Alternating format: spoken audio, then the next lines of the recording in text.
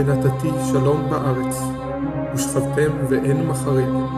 Jesus says, "Peace is my parting gift to you, my own peace, such as the world cannot give. Set your troubled hearts at rest, and banish your fear." يا أيها الذين آمنوا ادخلوا في السلم كافة ولا تتبعوا خطوات الشيطان إنه لكم عدو مبين. يا أيها الذين آمنوا ادخلوا في السلم كافة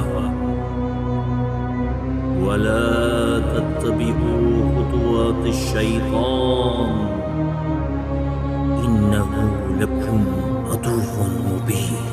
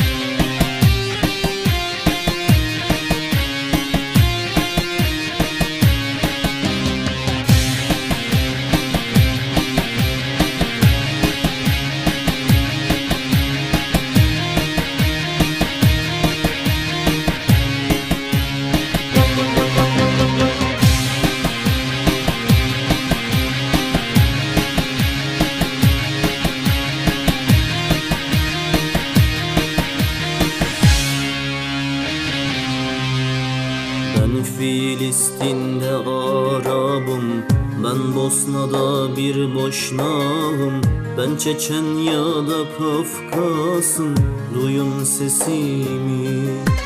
Ben Halepçe'de bir Kürdüm, ben Hocalı'da bir Türk'üm, Alevi Sünniyim Kürdüm, duyun sesimi.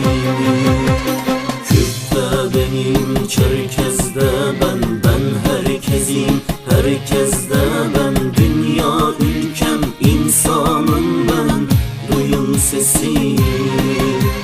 Kürt, Türk, Arap hepsi bizden, inan bir farkım yok sizden, dünya ülkem, insanım ben, duyun sesimi. Evimize, yuvamıza bombalar düştü, anam babam kardeşim yanımda öldü. Evimize, yuvamıza bombalar düştü, anam babam kardeşim yanımda öldü. Yarınlara koşmalı bu dünyanın insanı, özgürlüğe koşmalı bu dünyanın insanı. Kürt'te benim, Çerkez'de ben herkesim, herkeste ben, dünya ülkem, insanım ben, duyun sesimi. Kürt, Türk, Arap hepsi bizden, inan bir farkım yok sizden, dünya ülkem, insanım ben, duyun sesimi. Ben Fethi Sekin, vatanım ve milletim için gözümü kırpmadan ölümün kucağına koştum. Ben Esma, Mısır'da özgürlük için çıktığım meydanlarda vurularak babamın kucağında can verdim. Ben Ömer Halis Demir, 15 Temmuz gecesi vatanımın bölünmez bütünlüğünü savunurken şahadete kavuştum.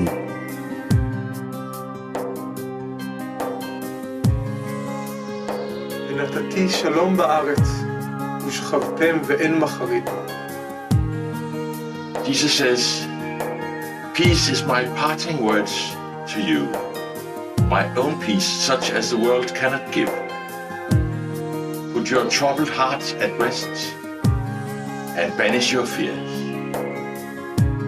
يا أيها الذين آمنوا ادخلوا في السلم كافة ولا تتبعوا خطوات الشيطان إنه لكم عدو مبين.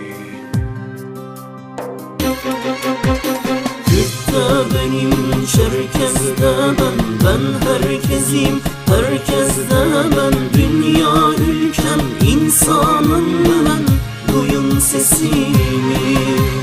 Kürt, Türk, Arap, hepsi bizden, inan bir farkım yok sizden. Dünya ülkem, insanım ben, duyun sesimi. Kürt'te benim, Çerkez'de ben herkesim, herkeste ben. Dünya ülkem, insanım ben, duyun sesimi.